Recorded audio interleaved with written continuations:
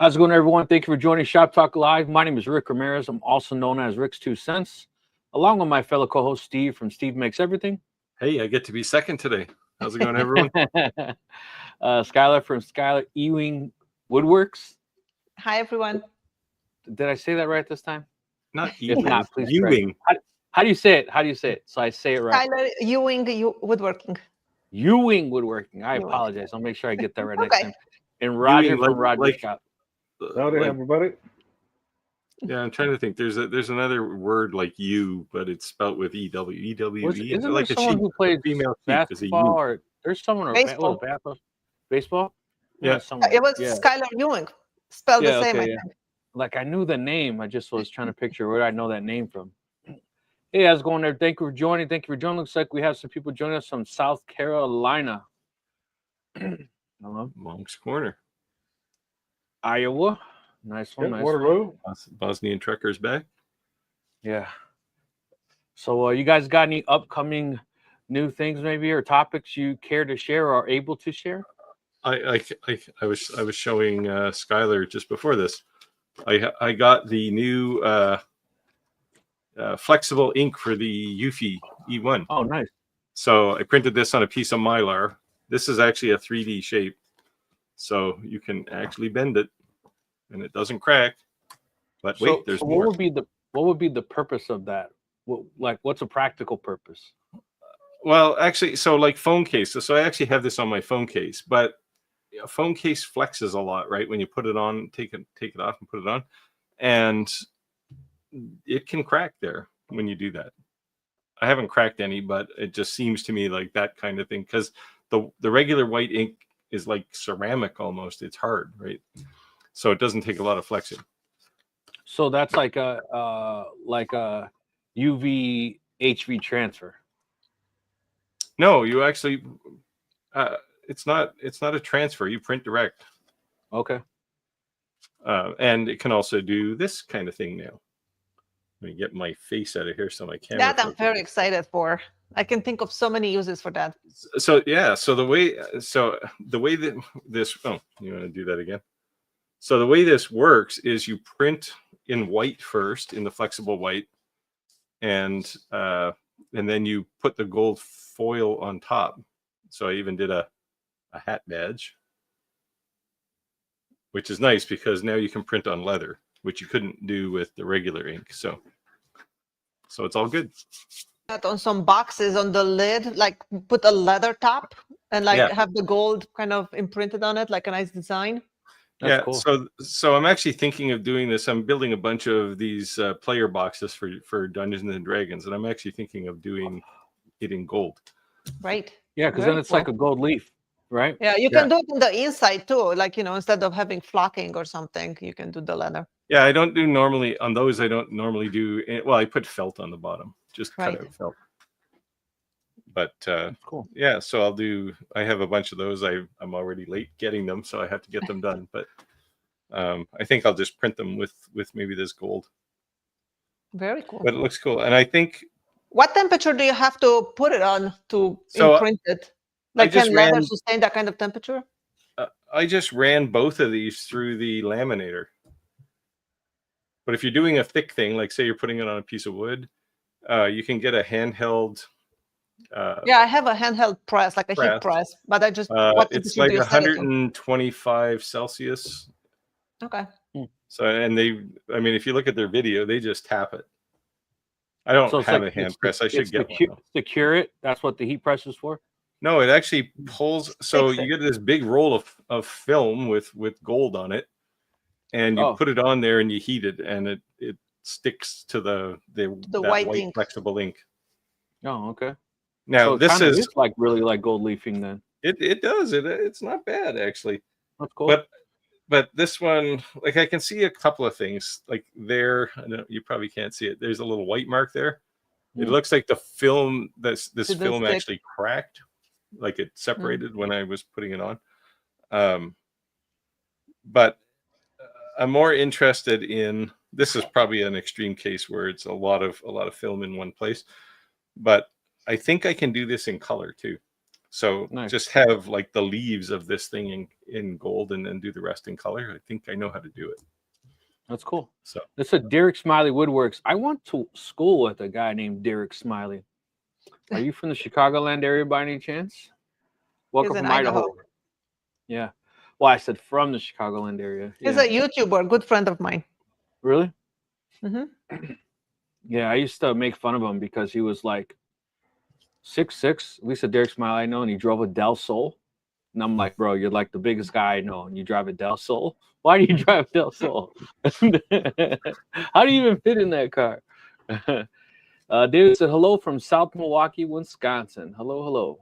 You're a Roger and I's neighbor. hey, About Yeah, that, so go ahead. the gold leafing thing, I'm wondering if you can press it on acrylic or if the acrylic will melt at that temperature. So the other thing, which I didn't show here, is they have a bunch of, they're like little swabs, like in a foil wrapper, and those are to improve adhesion to things. So there's some for metal, there's some for acrylic, and some for something else. There's a third thing. So the stuff that they're sending out to you guys, is this actually, is this like beta test stuff for feedback, or is this actually something they're going to be releasing? No, they're going to release this. This will be, so there's, and this I guess is a public service message for anybody who's thinking about a Eufy. There's 70, well, this morning there was 72 hours left on the Kickstarter project. That project, by the way, is now the most popular Kickstarter project ever. A lot of people bought that. 17,000 pledges on Kickstarter. That's and crazy. They made over $44 million. Not bad for a project where their goal was 600,000. That's crazy. Yeah. I got an email today from Onefinity that said, and I'll believe it when I see this feedback from others. Going forward, all orders will be shipped out within 4 weeks. Wow. Is that because we complained about it? And I don't know. I was bashing them every chance I got, not as a company, but as a ship time. I just thought it was nuts. Yeah. So, I think they were just like piecing them together as on demand, right? And you're trying to order parts, but they had a really small, like they were basically in like the warehouse equivalent of a strip mall. Oh, okay. And really small, so they probably didn't have room for a lot of inventory anyway. Boss maybe they're moving that in. Boss Trigger said sold 120 coasters. Congratulations! Good for you. Congratulations. I actually had one of our watchers was emailing me back and forth today, asking me, have I had luck selling coasters to bars? I said, no, you need to talk to Roger on that one. Yeah. I said, but I haven't sold very many coasters at all to people, but what I have sold is business to business. And I said, I've been trying to get into the real estate market because a ton of my followers are real estate agents, and I thought like that's a cheap gift to someone who bought a house. But where I've had good luck is movers, like companies who are movers. They do a big move for them and they just send them in the mail. That's cheap for them, right? Yeah. So I said, I don't know. Most of the movers that I've ever used are just like they don't care. Well, 2.5 Men, my cousin's he's kind of higher up in there, but it's he's the one that kind of got me in. But they're a bigger nationwide company. So you got like the 2 men in a truck guys. Is that who you're talking about? Yeah. So I mean that's a huge company. You know what I mean? Yeah. So I remember no one even knew who they were. Now it's like it's becoming a regular name. So yeah, so sometimes you just got to think outside the box. I think that Roger had the right approach, like how to bulk sell something like that. But you got to think of like who your customers could be, and I think also too, you got to used to getting the door slammed in your face. And you're also gonna be willing to give things away. Like if you went into that bar, if you are gonna do that pitch, you better have some you're leaving. Oh yeah, I go in with samples. Yeah, I go in with samples. Say here you are. It'll be like a prototype for them, and if you don't like this, we can make changes or whatever. Yeah. But, the ones I've approached, especially when they say it where it says stolen from, they're just all over that. I mean, so this would be great. It's good advertising, and coasters are cheap, so yeah. Yeah. So if you want to steal Roger's idea, this is stolen from them. Might be a good idea to steal, right? Yeah. Yeah, and you do like you do have to bring samples with you, but make samples that are theirs. So like if it's a bar, Yes, make some exactly. coasters for their bar and say, here you go. Yeah, no, And exactly. I mean, worst thing that happens is the owner of the bar gets some nice coasters for home, right? But so I went into this Mexican restaurant one time because inside the restaurant they have this little store that sells like Hispanic type stuff, right? And for the Day of the Dead, I walked in there. I said, "Can I sell these shirts?" And he was like ready to throw me out of the store, right? And I'm a pretty good customer there. And while I'm trying to convince him to sell these, he's kind of ready to tell me no. Someone says, "Hey, how much is the shirt?" I said, $25. What size do you have? I said, what size do you need? Extra large? It says here, and I gave it to them. So then I said, so then I sell it to him right in front of him. And then I'm talking to him about the shirts. Another person stands up and says, well, is that the only shirt you have? I said, no, I got a whole bunch in my truck. Do you have a 2X? I said, yes. I said, how much is that? I said, $35. Pays me. So I asked him, do you want it? He says, the next sale is mine. How many shirts do you have? And he bought them all. oh, there you go. So, you know, just not every, you know, you got to have thick skin. I always say, like, Jehovah's Witnesses, they should be definitely salesmen, right? Of course, if you I got so many no's that I can't even count. It's like more no's than yes. Yeah, but you're going to get, I mean, you're going to get maybe 2% conversion, right? So that's 98 no's before you get a couple of yeses, right? The one thing that I always say is that all those no's, my biggest person who brings me business, every customer brings me customers. And I love that about it, because you would think most people, they want to share where they got it from. I'm not going to share with my guy, right? Or the person they get it from, they want to keep their source secretive. But man, most people who buy stuff from me, they're the ones who are bringing me customers. So so even if it's at 2%, like Steve says, that one customer that, you know, you got slammed on your face, door slammed on your face 25 times, that one customer could bring you 25 customers. Yeah, so, and I mean, you still may only get 2% of their recommendations, but it's recommendations you didn't have to work for, right? Right. Plus, every time basically, you're turning all your customers into salespeople. Plus, every time you get a no, you're still getting better at talking to people and promoting yourself and being more confident. And, you know, the nerves go away. You get your spiel down a little better each time. You know, I remember the first time I talked to someone, I was so nervous. I couldn't even look them in the eye. I was like, just mumbling, trying to remember what I was going to say. And I do that anyway. Radu has a question here about the Flex Ink. No, not T-shirts. So it will do canvas bags. I think the reason it's not T-shirts is because they get washed a lot. I think you can do it on hats, though. Yeah, hats. Anything that's not like it can be cloth, but it's not something that you can wash like makeup bags. Yeah, canvas bags. Yeah, beach bags, those kind of things. There you go. Pencil holders. Miguel Manuel said hello. Like, do kids still use pencils in school anymore? They do. I use them all over my shop because I use the eraser to hold my piece down, you know, because it's like grippy. Yeah. When I take it through the table saw. Manuel said hello from surprisingly warm state of Maine. It's getting cooler in the next few days. Yeah, it's gonna be cool by the weekend. Yeah, Saturday. I mean, our weather is not radically different than yours. Hey, Tim, how did the? Oh, hello from hell. Yeah, it was hot here today. Tim, did you get your apparel printer up and running? Yeah, I built a retaining wall and did some work at my father-in-law's house. And man, I tell you, I went into a restaurant to order some food, and I finally smelt myself. And I stood back. I was like, I smell like a homeless person. Like, it was like I was sweating from places I didn't think was possible. It was so hot. But you know, the clue is the clue is when they hand you the bag of food on a claw, right? And it's like stretched out. At least I looked like I was working, you know. That's all. And what is it you're building? I saw the picture there, and it looked like you just put a wall up for no reason at all. Is that a retaining wall? Yeah, we built it. So it was like a big giant burr, basically, because on the other side of that is a golf course. So took out like 3.5 feet of dirt and then built a retaining wall and then built like a 10 by 12 platform so you can build a shed. But I didn't put the side retaining walls in just in case I have to shift the shed around. I want as much room as I need to move it around. So, but yeah. Frank's Little Workshop. I don't recognize this name. New name. Hi again from UK. Just a few minutes before I can.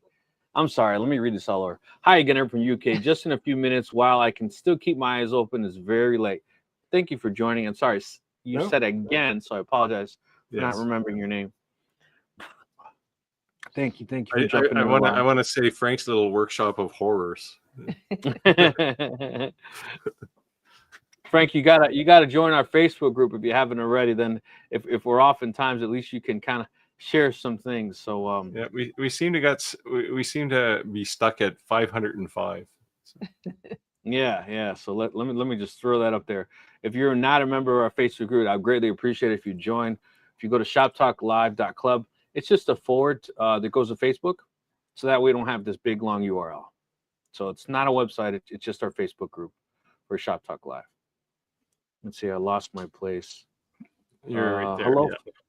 Hello from Hoffman Estates, Illinois. So you're in Roger and I's backyard. Hello.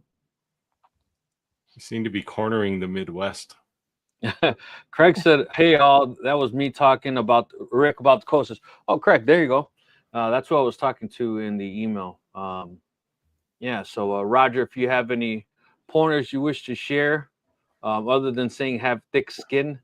Or I guess anyone all of you would have experience on a business to business. Like, how do you pitch that to a business? Well, I relate it like this. I ask, and I'm not afraid to ask. And this goes back to when I was a teenager. My friends were, I'd ask girls out all the time, and I get turned down a lot. How can you do that? I just ask. So that's why you switched. No, not switch. Because of his Hawaiian shirts. No, I've never been shy about asking or pitching anything. Yeah. It's so do you make an appointment to go in there? Do you just walk in there? Are you a customer first? I'm generally, I'll be a customer. I'll sit at the bar and kind of get friendly with whoever's selling bar and kind of hint around a little bit that, hey, I got something you might be interested in. And so I'll bring you something in tomorrow. And then I'll show it to the bartender and I say, where's the manager or the owner? And generally that person is there and I'll pitch it. And I'll say, here's some of these. And if you like it, it's like anything else. Go ahead. Sorry, Roger. I'll say, if you like it, I can make it like this. If you want to make some changes, if you want it out of cork, if you want it out of plastic, you want it out of slate, if you want to go real cheap, we can do the little rubber ones, the neoprene. But most of them will go for either the cork or the slate. I like your idea, Roger, approach that you're a customer first. Versus you just walk in there like a cold sale kind of deal, like buy this. You're actually spending your money with them and then just trying to take some back with you on the way out, right? But I like that approach. But when when you're selling anything, but to B2B especially, you have to hit on one of their problems, right? Find a pain point. And for bars, it's like advertising, because bars generally don't advertise. So the stolen from coasters are the best, right? Because, hey, this is like, hey, you'll get a bunch of free advertising out of this. Real estate agents, same thing, right? It's just like, hey, don't you want your people to, be able to tell someone else who sold their house to them? Just find a pain point. And it's for B2B, it's almost always advertising or some kind of communication problem. And if the bar has some kind of logo and you can find something that has that logo on it, and then you can copy that and put it on the coaster, that's I got one. I don't have one on the desk here. Sometimes I keep my screwed up coasters on the desk here. But, I like, for example, it says, this stolen from Luli's Bar Grill. And then it'll have the address underneath it, but where it says Luli's. So this is a legitimate name of a bar here. It's their logo in script and font. And the way I got that was off of their Facebook page where they advertise some things. I just grabbed that and took it out and run it through Inkscape and You know what I'm Pretty finding much. more and Pretty more much too is easy. that I think I mentioned this before is the hashtags, and I mean not the hashtags, the what are they called? It's like a scan bar and it brings something up. What is it called? A QR code. QR Yeah. codes. When I first went to a restaurant, I saw that. I thought they were just trying to be techie, and then I saw it again. I thought maybe they're trying to be cheap, and then I saw it again. I was like, this is becoming a thing. So like a lot of bars, they don't have menus anymore. They're like, oh no, scan that on the napkin holder. You know, they have like a QR code, or they have something real limited. It's a napkin holder. They'll still have menus, but when the waiter or waitress gives it to you, they'll look at you with disdain, right? And they'll say, hey, you can just scan this QR code. We go to a restaurant here, and the same thing. They have a QR code, but they don't have menus. You just order all online, and then just the food just shows up, and you pay everything up front, and then food just shows up at your table. Yeah, they have the table number, with the QR code. So you're basically renting a table as opposed to Yeah, so that's something to think about. Just like they kind of put you above and beyond just somebody adding a logo. If you can add the QR code, and by the way, you can create QR codes for free online if you Google that, and make it basically. You don't even have to go online. You can do it right in Lightburn or XCS. Okay, yeah, but you can get kind of pretty creative. With you can add things in the background and things like that. That necessarily wouldn't be part of it, but just add some feel and looks to it. So just something like that. I think that's kind of just sets you apart from just somebody just adding their because you're also there's a Vistaprint and things like that. You start becoming competitors with them, and you don't want to be in the same ballpark as them because you can't compete with them, right? So you want to put they're not the cheapest. Right? Here's an example of one of the cheaper ones you can do. This is cork. And the image on there is AI generated. Is that cork? Yeah, this cork here. And Nice. this is a little bit off center. That's why I've got it on the desk here. Otherwise, you can put on the back too, stolen from, or this belongs to, or you can come up with any kind of catchy phrase, or if a particular bar or restaurant has a slogan they want to use and it won't fit on the front, people are always going to look at the back too. Cork is great too because it takes such a little power to engrave. It goes really fast. Yeah. They do go fast. Yeah, if you've got like even a 5-watt diode laser, you can make cork coasters. Oh yeah, you crank them right out. I mean, let's say cutting and engraving order for 100 keychains for realtor while watching tonight. So there you go. Yeah, there you go. Yeah, so when you think real estate agents, think cutting boards, engraved, or keychains. Or real estate lawyers, because everybody uses a lawyer when they close a house, right? And those people, they all give away they still give away the 99-cent pen, which is just garbage. Because right? The thing is, like, I think what used to be big was like those refrigerator magnets. And everyone used to stick these refrigerator magnets and said some company name, and you'd use them to hang your kid's picture or a calendar on the fridge, something, right? Yeah, the fridge magnet that's a calendar is a popular one. Right.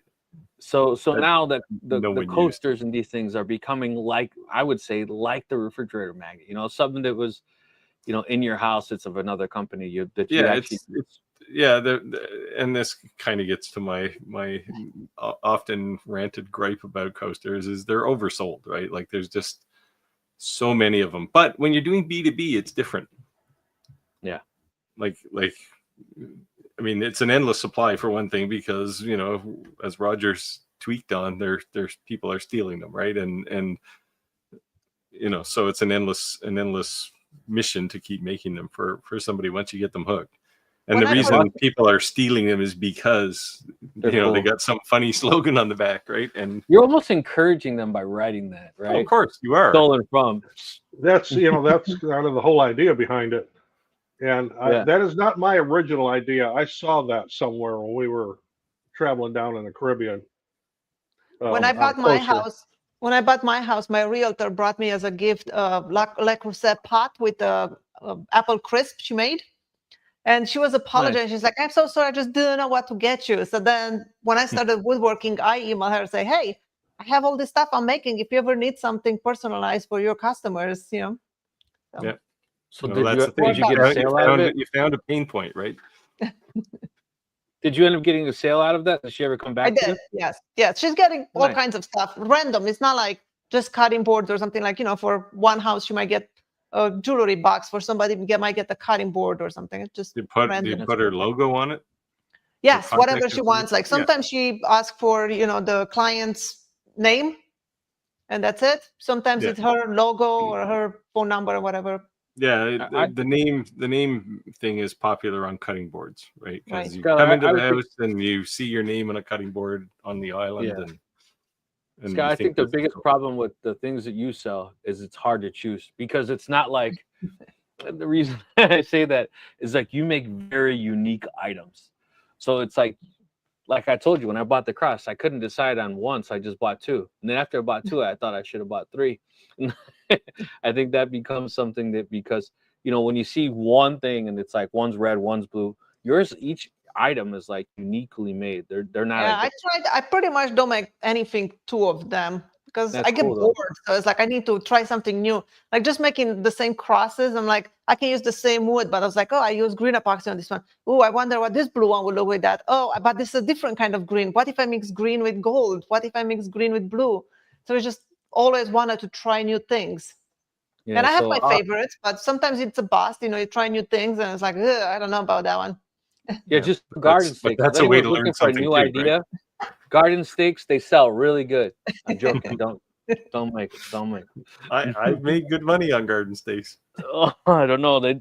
Has anyone sold garden stakes? I want to know, because I've sold none, and that's not me not trying. Trust me, I tried. But I didn't sell. I wasn't trying to sell to the common person. I was selling to businesses like garden centers. Man, I sold to none. I want to know, is anyone that live has actually sold garden sticks? Let me know. It seems like you see a lot of influencers. They like pitch stuff, and they're like, make $1,500 a month by making these smokers, or make this and make that. It's like, do those things really sell? I have a little bit of beef with that, because I watch YouTube, right? So I see lots of creators, and they're like, 5 project that sells like hot cake, and you gotta make so much money. And then you go look at their Etsy or website or whatever. But on Etsy, you can see they don't really have any sales. And I'm thinking, like, are you really selling that, or is it just for the video? There's people who literally are in the CNC world, in the laser world, and they're making more money on courses telling you how to sell than they're actually selling. Their hustle is selling you that you can make the money. And although they're capable of doing it, they're actually they're not practicing what they're preaching. Right. How they're making money, convincing every industry. There's those people, right? And hype guy, pump and dump. Yeah, and I mean, hopefully Andy's not listening to us, because he does this, right? He sells a lot of courses, and they're good, but do you need it? I don't know. Right? I'm certainly never going to make a course. Yeah. So to me, like, I don't know, if you had a unique way of doing something, creating something, and you're like, hey, I took 6 years to learn how to make something, like Skyler, you, for instance, your boxes, and you're like, this is how I do my epoxy, and this is how I cure it. You don't want to create a bunch of competition, but if someone took a course and you end up making double what you make the box, maybe then you'd share. To me, that makes sense, but well, but those people who sell those, or have these videos of, here's 5 things that sell like hotcakes. Yeah, I've never seen one that was actually but think about it. They're not going to give away their best ideas. Right? Yeah, so being new to the CNC, I've literally went on YouTube and I typed in top CNC sellers, and every video I've watched, I'm like, I will never make that. Yeah. But there's lots of one. CNC, there seems to be a lot of people in the CNC business who do this. Yeah, not one video. Like, I mean, I certainly even CNC. I probably make more money on CNC than I do anything with lasers. But I'm not gonna do videos on those projects, because that's where my revenue comes from, right? So anything I do a project on, it's a project that I have legitimately built and probably sold, but it's not something I'm going to sell on my own constantly. So, hey, here's a design, get started, right? I'm not going to tell you it's going to make $8 million a month or anything, because you can't really guarantee that, right?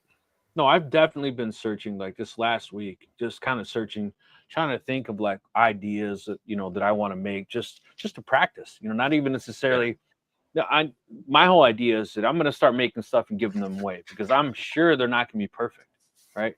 But just to practice. Are you doing them on your CNC? Yes. Yeah. Well, it should be perfect.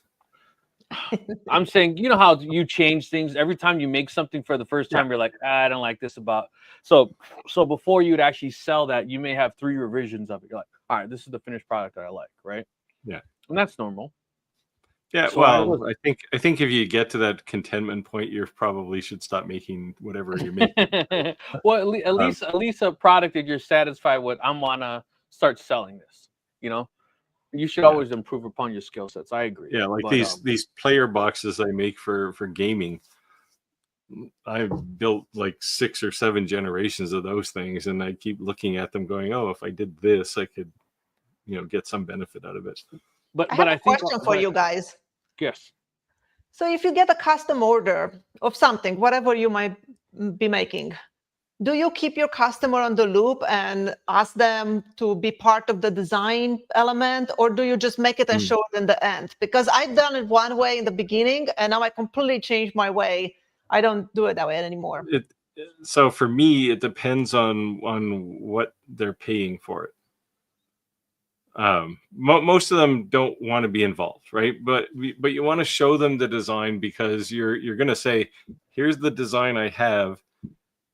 If you don't like this, now is the time to talk about it, but not just day to day, not like sit down with me and we'll design a chessboard, right? Like that's not going to happen. But you do want to keep them involved. For one thing, it makes them feel like they have some stake in the effort, and it makes them, to some degree, they understand what you do and why things are so damn expensive, right? So, Skyler, I would say to me answer that question is yes and no. And I would say that it depends on the cost. Like I make some memorial stuff that can get pretty high up there in the numbers, and I don't have a fast turnaround time. Some of that's like a month or longer, because there's things that take time to cure and dry, and there's stages. So I tell them, hey, if you'll follow me on TikTok, I make shorts, and you'll see that, because they have to pay me 100% up front. And I'm criticizing CNC companies for paying someone 100% up front and waiting for a finished product.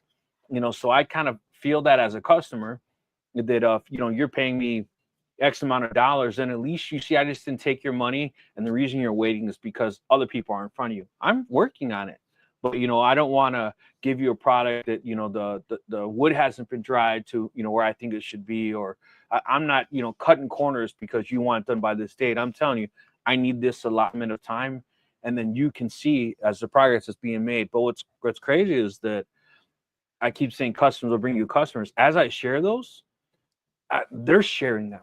And every single one of the time that, they're sharing it, someone else has also kind of watched that journey in the process.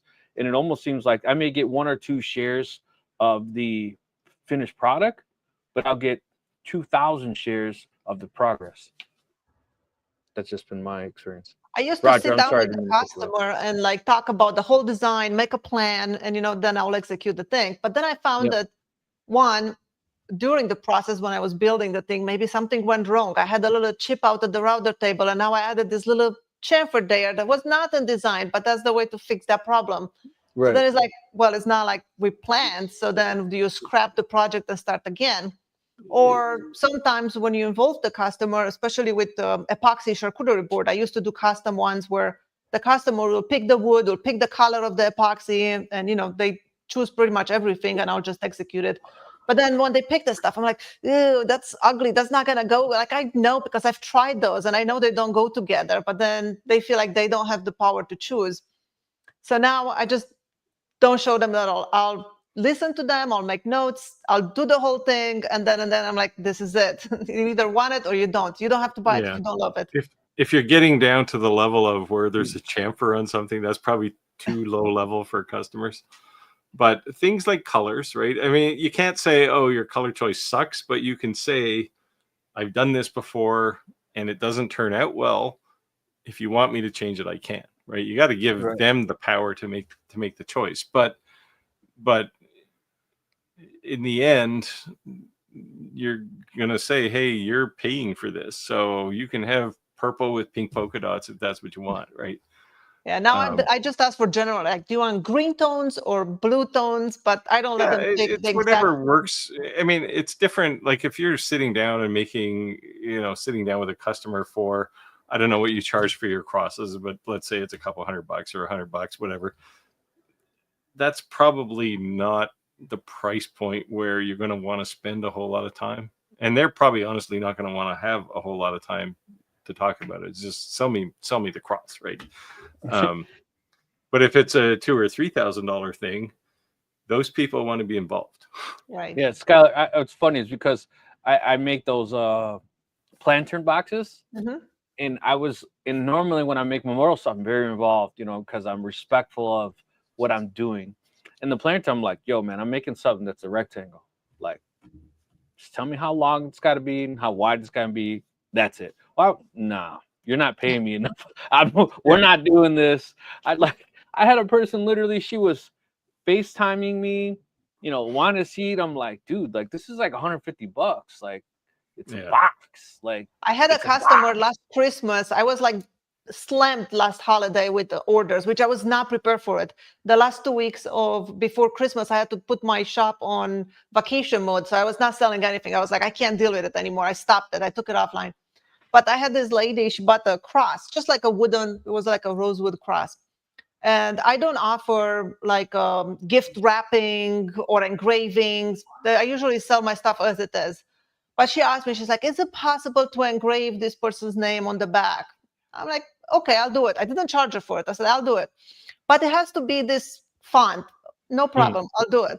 But can you gift wrap it because it's a gift for somebody? And I didn't have anything that would look nice as I gift wrap it. So I had to go to the drugstore, buy a gift bag, a box, and wrap it and all that. And then, I shipped it. I got it done so she can get it. I got it in one day. The next day I was able to ship it. And then she wrote on my review saying that, the cross was very nice, very happy with it. But the seller did not show me a picture before she shipped it. I would have loved to see it before it was done. Like, the cross was done. It was just the engraving and the wrapping and all that stuff. So I don't generally get a customer too involved unless it has to do with a photograph. Like I do quite a few custom laser engraved photographs on mirror, and I'll have to get with them pretty close. And I don't really want to say this to people, but if the picture you give me has ugly people in it, after I engrave that mirror, they're still going to be ugly. And we've gone around a few times with that kind of thing. Roger, I say that with memorial pictures. I sometimes, and I'm not trying to be disrespectful, but I'm like, is this really the best picture you have? And sometimes they're like, hey, that's the only picture I have. And I've had to ask that question too. And, and I always say, I said, no disrespect, but, we need something a little bit better. I mean, here's a picture of, a 5-year-old, but she's standing in front of a tree and looks like the tree's growing out of her ear. So I could Photoshop that out, but then the background doesn't look right. And I have a friend. Too much time on it. Yeah, Roger, I have a friend. Her name's V. She's an amazing graphic design artist, whatever you want to call them. And I had a customer give me a picture of her father passed away, and to the right of her was her mother, and it was just a horrible picture. And I'm like, this is seriously the best picture you have? She's like, yeah. I sent that picture to V. She took them out of the kitchen table and put them on a beach. She changed their clothes. She like they weren't even standing up. They were sitting down at a table. And I was like, here you go. And like, talk about make somebody cry. Like, you know what I mean? But like those people who can do that kind of thing in Photoshop, like I'm pretty good in Photoshop, but like that's an artistic ability because like you just like created something that didn't exist. Yeah, right? I'm not that good. And it looks real. And it looks real. Like that's insane. But for a while I started making those memorial cards, and that was a weird thing that I fell into. But yeah, I used to do a lot of business cards, print a lot of business cards. And someone asked me, "Can you make memorial cards?" And I'm like, well, I don't understand why. It's pretty much the same thing. And that's how I fell into that. But I want to start making those. What do you call those? That you put the ashes in urns for pets. Yeah. So those. Eon lasers, not Eon lasers. What is it? It'll come to me. But there's a laser manufacturer that I was trying to get affiliated with, and their niche in their lasers is like the memorials, and I think that's why they reached out to me initially. They do a lot of like urns, they do coffins, they do headstones.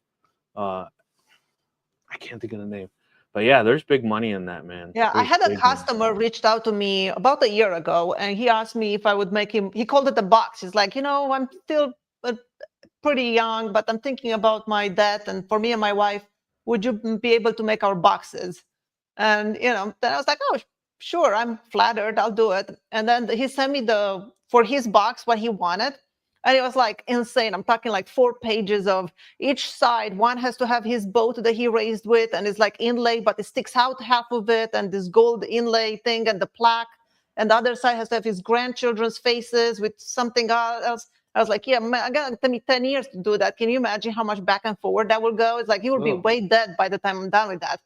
That's why you're starting early. You should probably talk to your grandchildren and see what they want to have on their mantle, because it doesn't matter by the time I finish it. They probably don't care if they have his boat on their mantle. Yeah, let's get back to the thread here. Radu is asking how much ink is lost when you're switching between the Eufy cartridges. I don't know, short answer, but I don't think changing the ink cleaning uses a whole lot of ink anyway.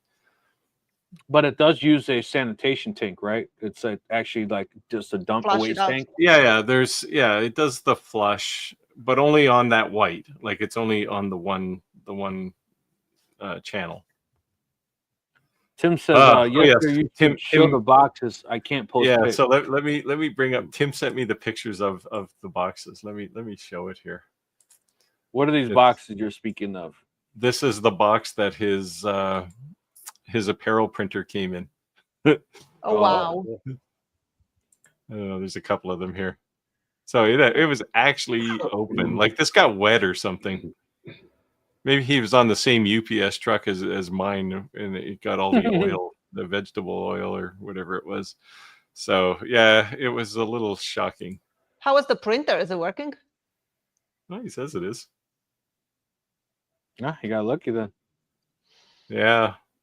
Well, I think in this case, X-Tool got lucky, but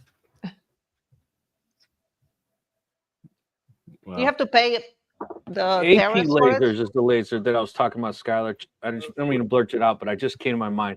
It's AP laser. AP laser. AP, yeah. Yeah. Yeah. We don't pay tariffs on this kind of stuff. We have a different leader in our country, so we don't pay tariffs. But don't go there, Steve. Don't go there. I'm not going to. We have to live here, okay? It's like this. Oh, they don't have to live there. They can live somewhere else.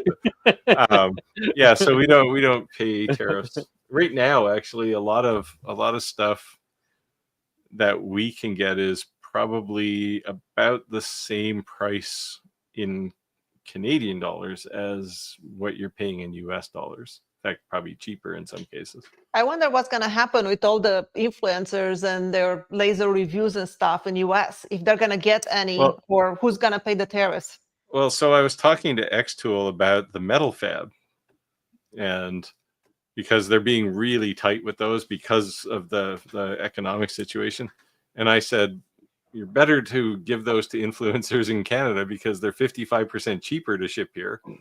And the material is also 50% cheaper because they use steel and aluminum, right? And there's no tariffs on it here. We make the stuff, it comes out of our ears, right? I told you I had just a laser lens, the tiny little thing that is $15 or something like that from We Create for my laser, sent to me for free, so I didn't have to pay for it.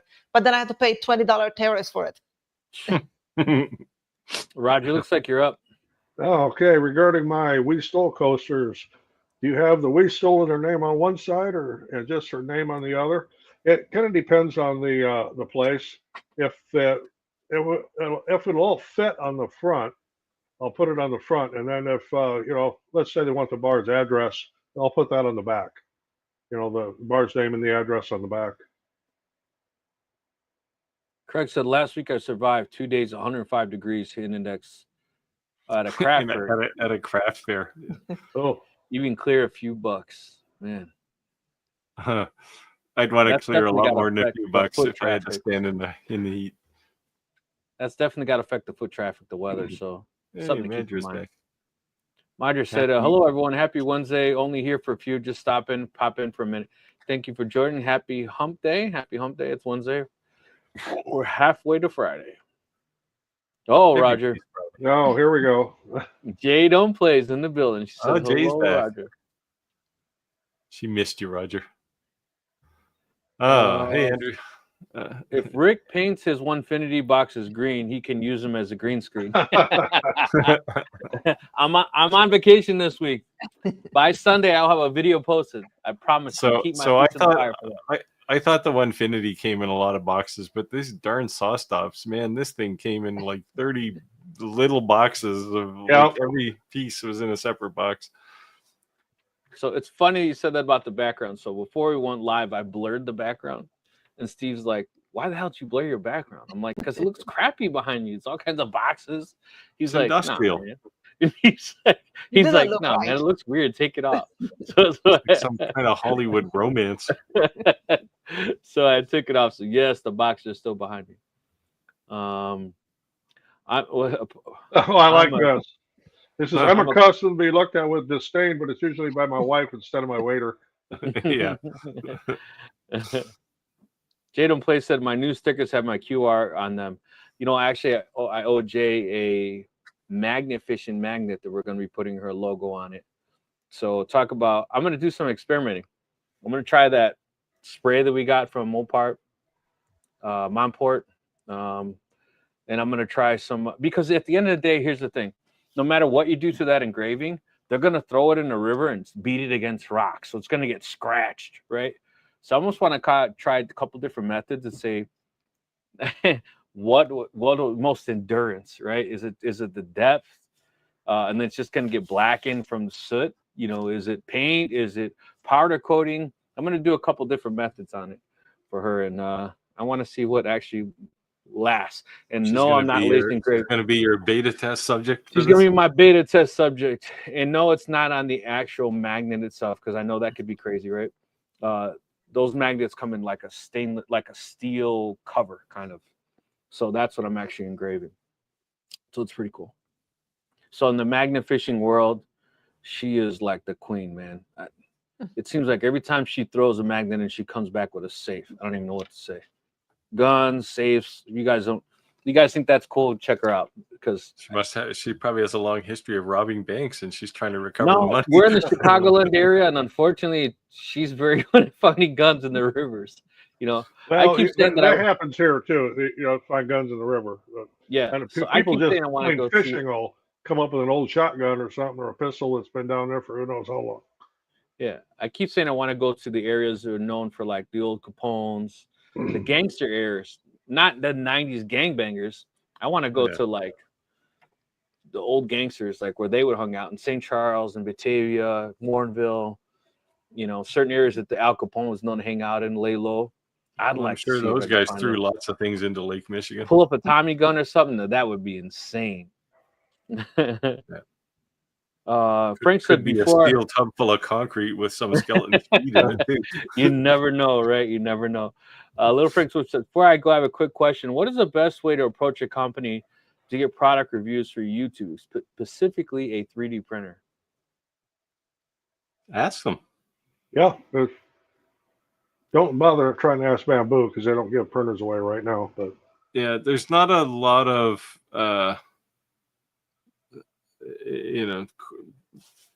you don't have to massage vendors usually.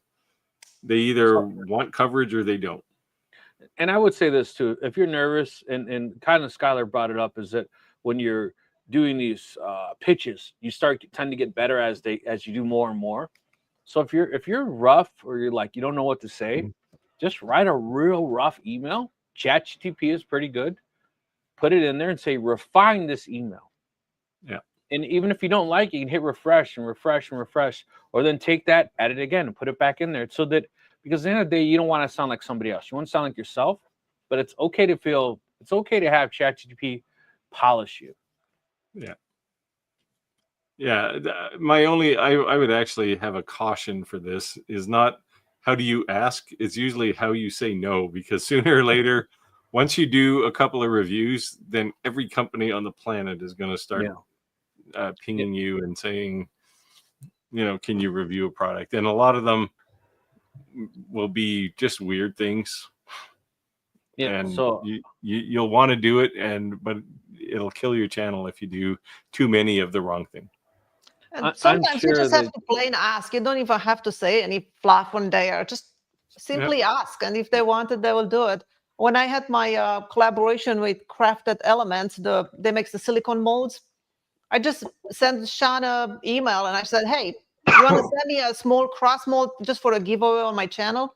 And he replied right away. I was like, oh, Skyler, I'll do you even one better. And he gave me an allowance of, whatever amount of money. I was like, just pick anything on my store that you want.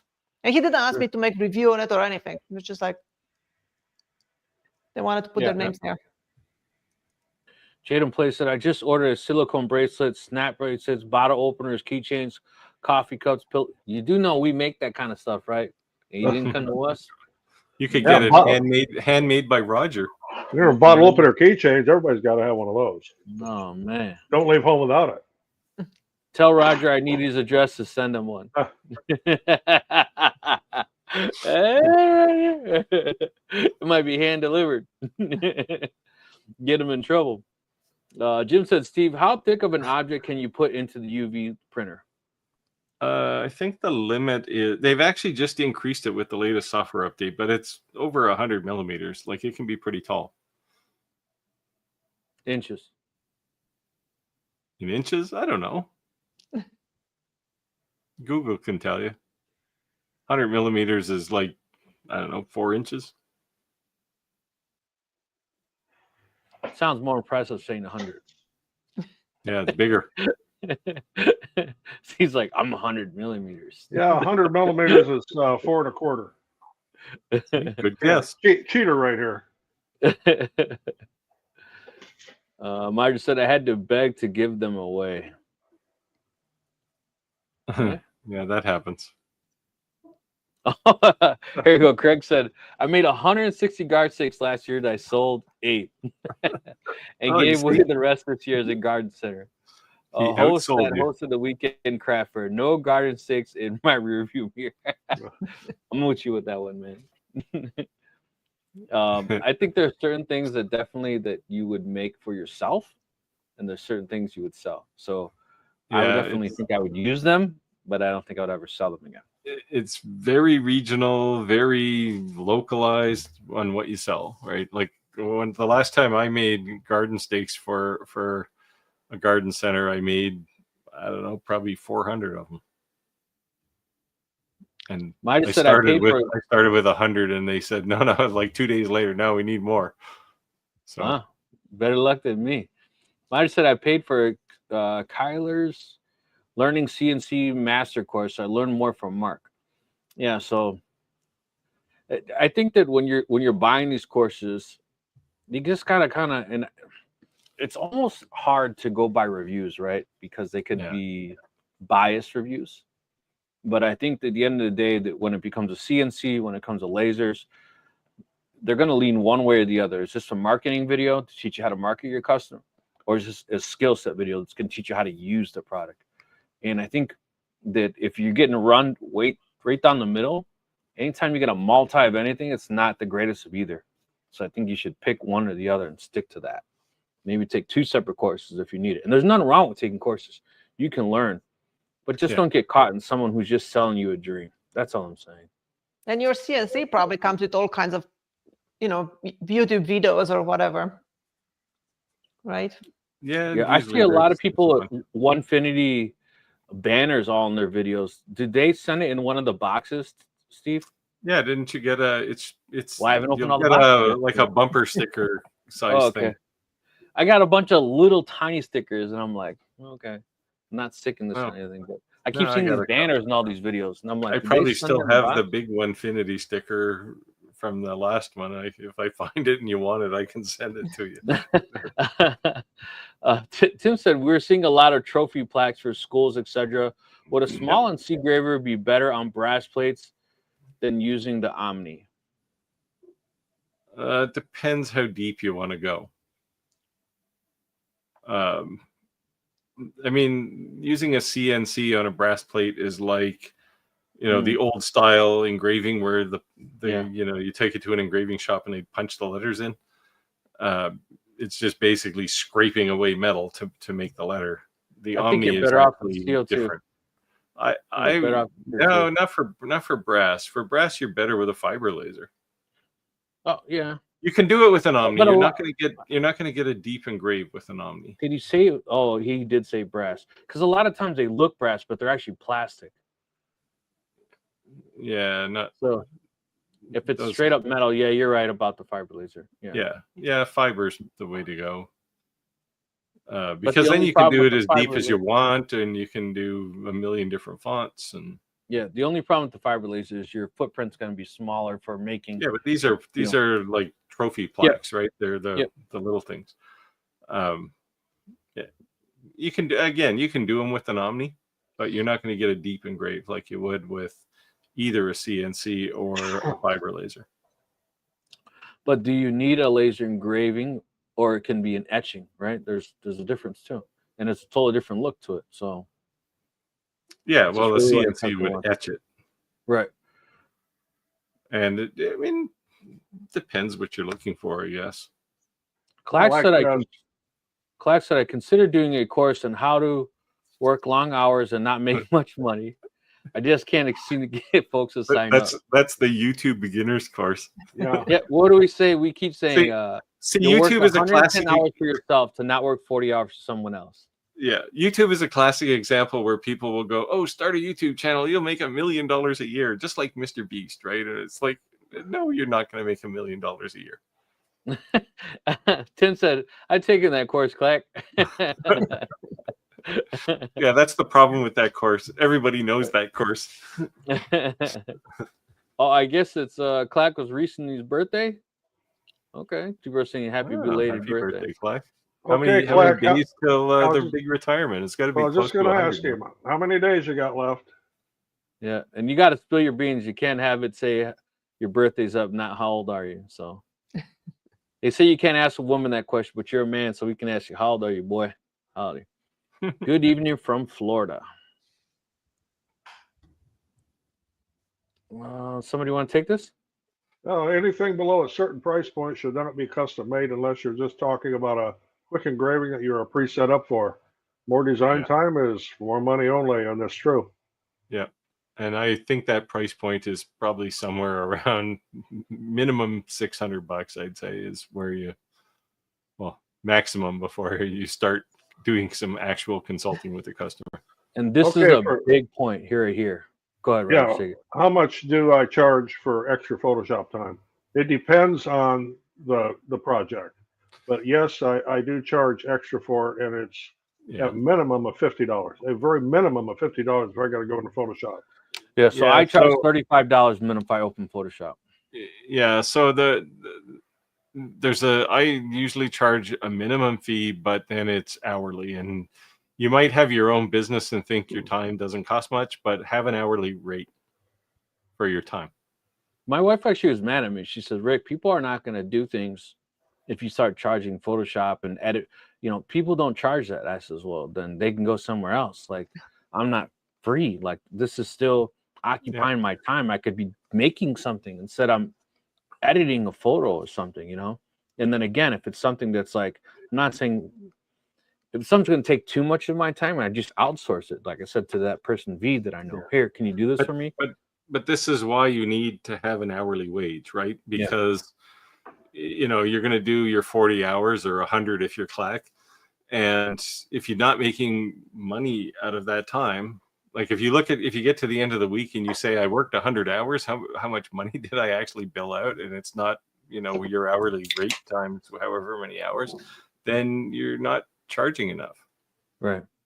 And people will grumble. Nobody wants to pay money for anything, right? That's just the reality of life. But you have to, right? And when you're doing things like Photoshop or any other, task in your shop where there's a skill involved, if they don't like it, they can do it themselves. And the reality is they probably don't have Photoshop, and they're not paying the $1,000 a year that Adobe wants for the Adobe suite. And they don't have the expertise, so that's what they're paying for, right? And you just have to kind of gently bring them back to the center when they get a little skewed. Skyler, what were we going to say? I find that most people underprice their work. I was looking through my Facebook group today, and I saw one of my followers. He was selling boxes, and I clicked on his page to look at it and stuff. And they were decent looking. They were, some of them were really nice. But he was selling them for $20 to $25 a piece. I'm like, the material alone is probably $15. It took a few hours for each one of those boxes, plus who knows what. I'm like, how can they sell that for $20 to $25 a piece? Yeah, well, so Andrew, who was on the call here tonight, we were talking about this today. He was at my place, and there's a couple of reasons, right? They're either retired people who just want something to do and they don't care about their time, or maybe they're really good and they're young, perhaps, and they don't know. Well, they don't know how good they are, right? So they're older, and he and his wife, they both work on it, and I think they make a lot of it because they put out volume of boxes. Yeah, I was saying that about Christmas ornaments. Like these people make these Christmas ornaments on a laser that are like, wow. And they're like $5. $5. How long did that take you? Like, I'd buy it from you. Like, I can make it myself. I'm just gonna buy it from you. Buy it and resell it for $8. Exactly. For 10. Like what? So I get what you're saying. Like some people definitely could charge more for their work, but I think there's sometimes too where you're actually trying to break into a market, so you're lowering your prices. Yeah, that's but different. The problem with that though is that you get known for that, right? You're the $99 guy, and all of a sudden you become the $500 guy. You outgrew your own customer base, so be cautious in that. It's very hard because of word of mouth, right? Because customers talk to each other. It's hard to raise your prices in a dramatic way once you set a price, even though if it's fair. Right, so just keep that in mind, So, but a lot of times I've seen it's either the two primary cases are it's somebody who's retired who doesn't care what their time costs, or it's somebody who doesn't know how good they are and what they should be charging. I think most of the time it's the second one.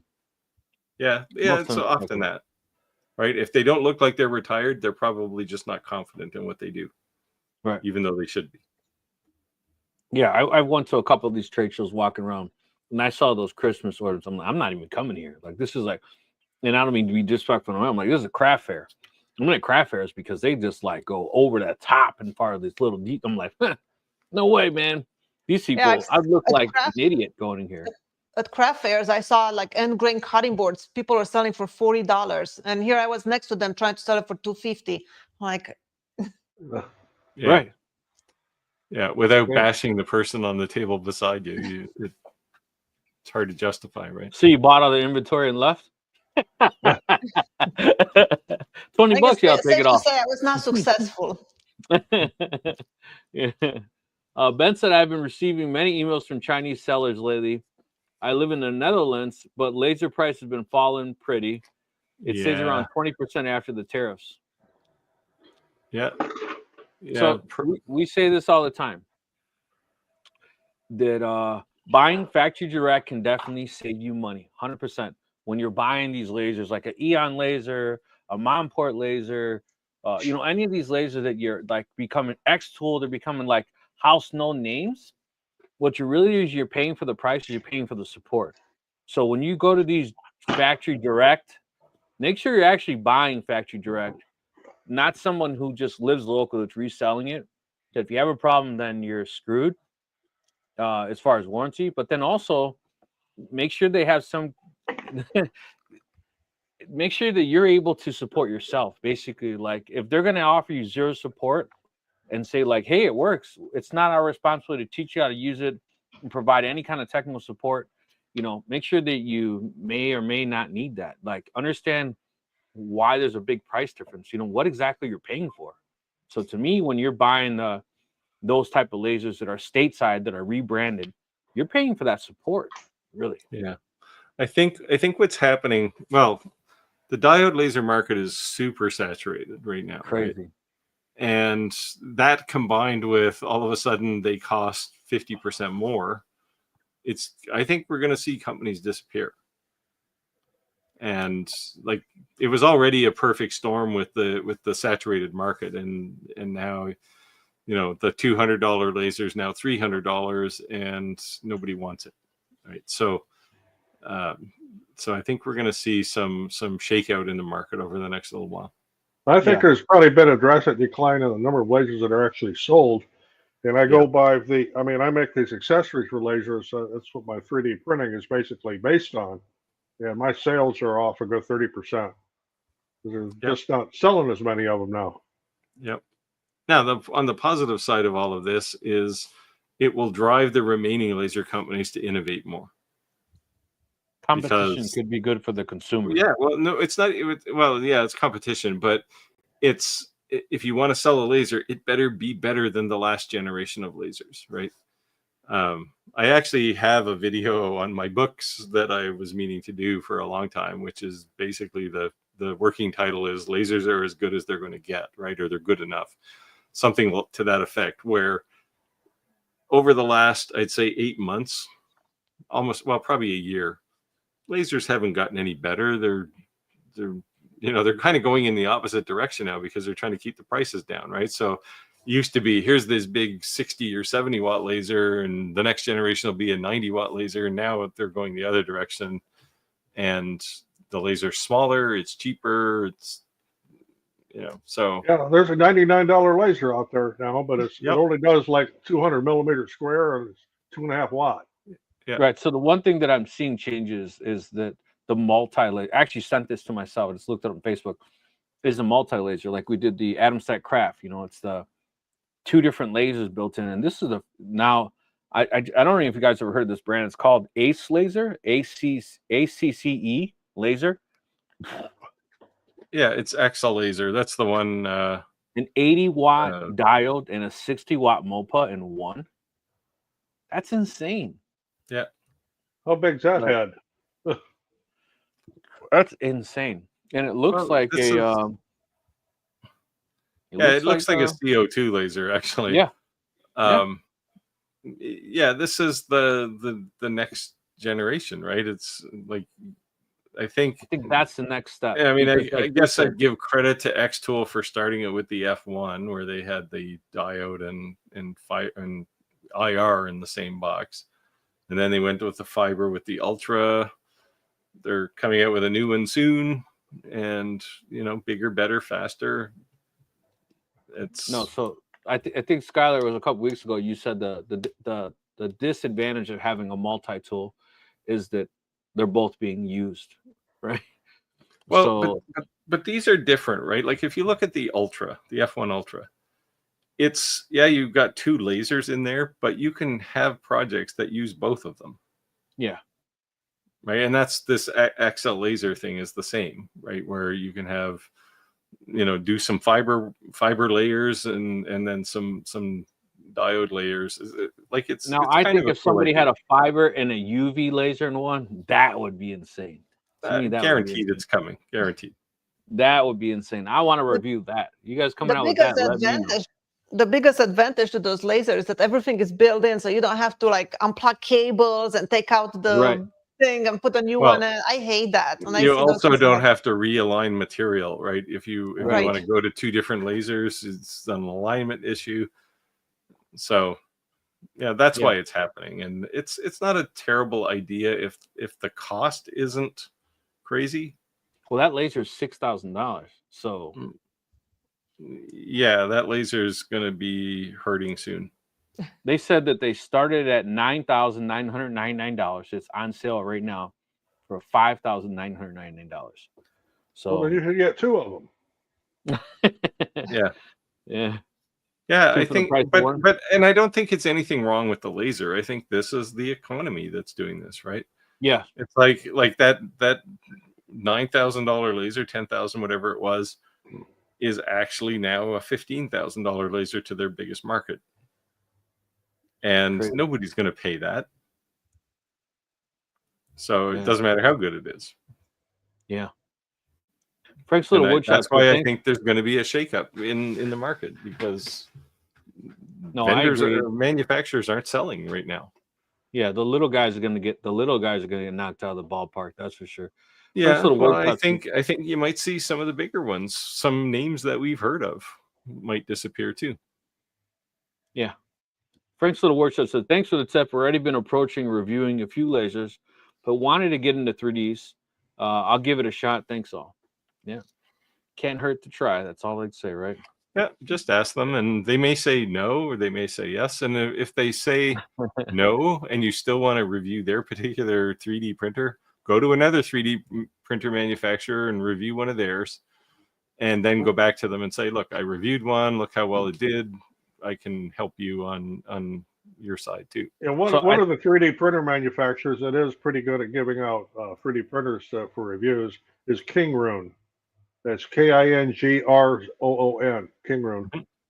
And I used to have a couple of their printers. I've pretty much gotten rid of most of my bed slingers, the old style, but yeah, those are good printers. Yep. So the only thing I would say, they were when cheap. Roger first had those, they were loud, right? I'm not saying they weren't good, but yeah, right, they were loud. So they were loud. That was before they made quiet stepper drivers. Yeah. What were we gonna say, Skyler? I didn't mean to cut you off. I always tell people that ask me, like, how do you get all these brands to send you stuff and all that? And how do you get into this whole thing? And I always say, if you want to start, just start reviewing things that you already have in the shop, things that you own. Just make a few reviews and go through them, and then they will see those videos and they will approach you. The other thing that I would say, a quick tip that I would give people, is we all are Amazon customers, right? And you've ordered how many years worth of supplies? Create a hashtag. My name is Ricardo Ramirez, or I go by Rick Ramirez. If you Google my name, that's a serial killer's name. You'll never find me, or at least then you wouldn't, right? Because it'd be pages and pages of serial killer. When I created Rick's 2 cents, when I went to Amazon and I started leaving all these reviews and leaving Rick's 2 cents, guess why all of a sudden my hashtag started populating? Because Amazon's Google ad campaign is through the roof. So now if you put in hashtag Rick's 2 cents, I'm going to come up first and probably 4 or 5 pages on Google. So that's a free tip I give you guys. If you're trying to get become an influencer, if you're trying to start doing product reviews, review products you already have. Exactly what Skyler said. But someone who's paying tons of money, who's one of the top sellers worldwide, is Amazon. So go review all the stuff you've done and use your hashtag.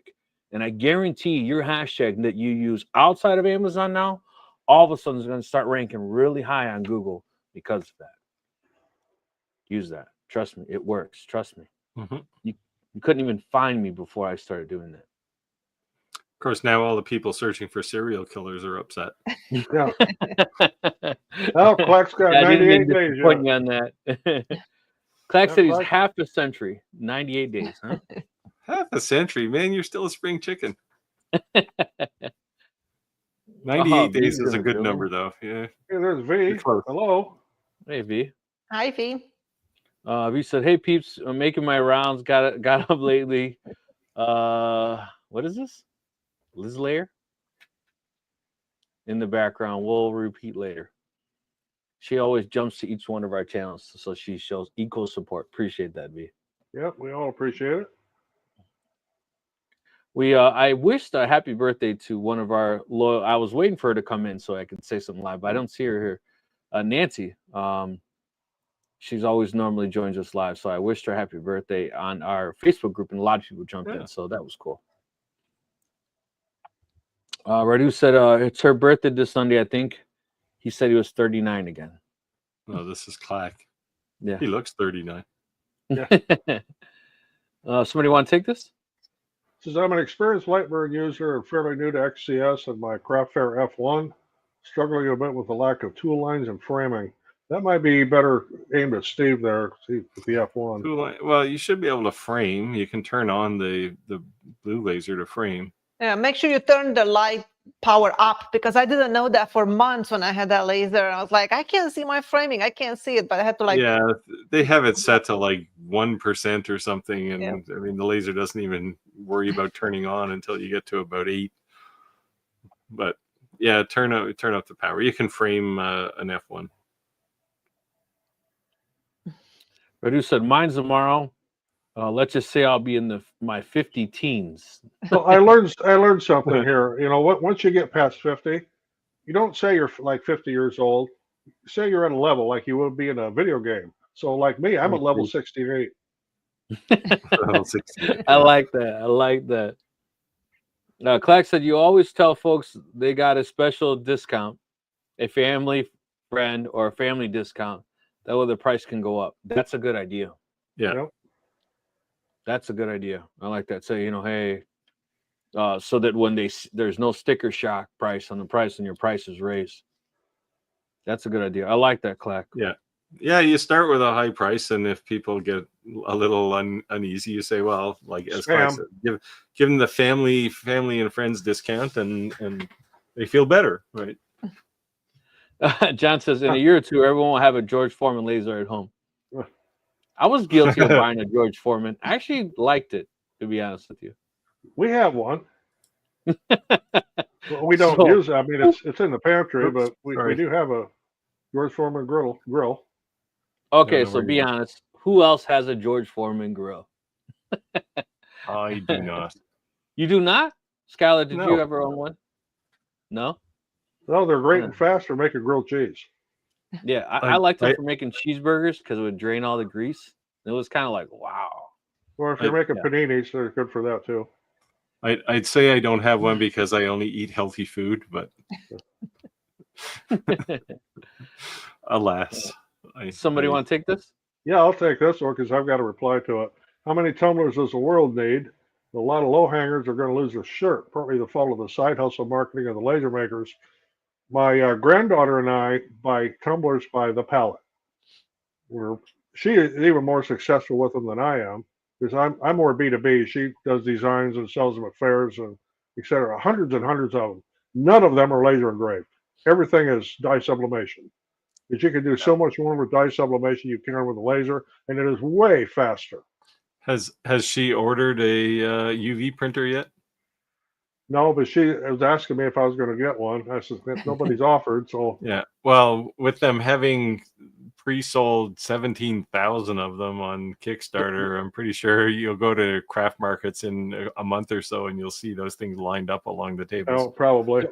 The only thing that I would say is that starting off sublimating those, there's a margin of error, right? Because it's a skill set you definitely learned. But these people who, like your daughter, yourself, your granddaughter, yourself, mastered that skill set, or you're not ruining a bunch of them. The cost difference is way cheaper to make that tumbler, with a sublimation print versus the UV. So to me, like, the only difference that UFI is doing is it's leapfrogging maybe your Rogers 2 years of trial and errors, to be able to perfect his skill set, right? So now, if you put the two tumblers next to each other, they look the same, but the cost, they don't have to, though. That's the thing. Like the dimension that the UV printer gives you is texture too. Right? No. I'm just saying a flat print. I'm just saying a flat print, not a not a. But nobody's going to buy a flat print, right? Like, for one thing, you won't make it as cheap as a like a DTF or something. The thing that's going to sell it is texture. I don't know if I'd buy a tumbler with raised. Well, you're not talking like 5mm blobs hanging out the side, right? It's just like I did a cell phone case. I actually did a short on it where it's just like, it looks like carbon fiber, and it's just subtle, but people love those things. So I think that you printed that, so when it's in your pocket, you see a bigger bulge. No, that's the fish. Steve, are you happy to see me, or is that just your phone? Just my phone case. Oh, there are a lot of people that do tumblers, and I see them around here when I happen to go to a craft show. I don't participate in them, but I'll go and look around, see what people are doing. And the laser engrave market, I mean, yeah, you can do some pretty cool custom stuff there, but you're not going to do it in a bunch of colors like you Right. could do with sublimation. Yeah, and I think things like UV printers becoming, commodity, like they seem to be headed, is going to really crush people doing laser engraving on tumblers. Like DTF and sublimation were already. The price just has to come market. down, though. The printer's too expensive. The printer is like $2,500. Yeah, but you're not going to do 100 tumblers with that printer. So you're not going to do 100 tumblers with a laser either. No, but what I'm saying is it's not instantaneous. The UV printers that compete with that, people who are doing mass production of those are like 30 grand, $45,000. But the thing is, they're not. They don't have much better print quality. They're just a little faster. That's it. I wouldn't like the jobs you guys did on the Ufi, or are you ever saying it's mostly Skyler. I printed a few phone cases. There is nothing that I could say negative about it. Only thing I could say is it looks great. It looks great. There's not one thing I could say negative about the print quality. One thing I could say is if you were doing mass production, the printer to be able to do mass production is like buying a car. Let's face it, if you wanted to do mass production, you wouldn't use any of these methods, right? No, but I'm saying is you'd send your graphics to some shop in China and say, print me a load of these. Yeah, probably right. Yeah, but where I think UV has a big advantage is at places like craft markets, right, where you can put somebody's name on one while they wait, and because it's going to print in like 5-10 minutes.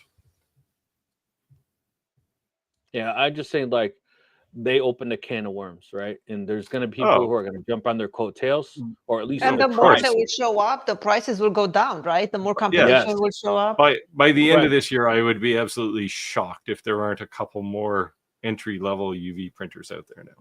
But I could also see them like creating the next step up. Like this is the entry level.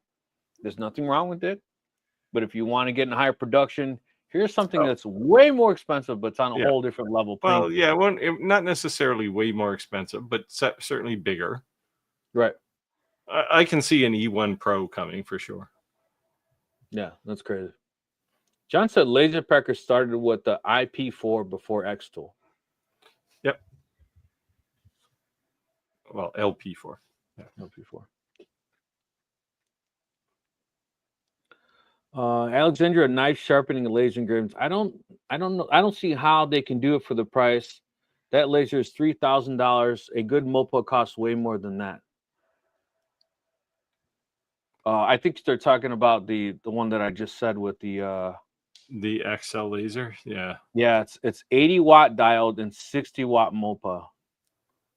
Yeah, that's the high end one, right? That thing is still $10,000, but they do have a cheaper entry level one with a smaller laser and a 20 watt fiber, I think. Yeah, so yeah, for $5,999, that's the 80 watt diode and the 60 watt MOPA. So that's insane.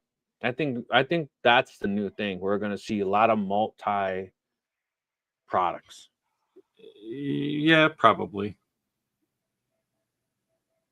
Well, I think it just bears the reality that I think diode lasers their sales are just plummeting, right? Because anybody who wanted one has one, and the next generation is pretty much the same as the generation you just bought. So it's not like you can aspire to the next one because it's going to be basically the same. There's a lot of used ones on Marketplace right now. Oh yeah, yeah. Lots of them. I've been seeing a ton of 3D printers too. I actually posted one on our Facebook group. Roger comment, not good. But it was killing your sales. The C brand. Yeah. He said, "No good." I don't have I the just thought same anger towards Creality that you have, Roger. it was like extremely cheap, and it was like local to me. So I thought if anyone's in the Chicagoland area, that may be a way to get started. Yeah. You know, and it's almost cool to see someone do that, because it's like, look, the description basically said, like, I bought this, I made my money, I upgraded, and I'm just getting rid of it. You know, but Yeah, but that proves the point that it worked.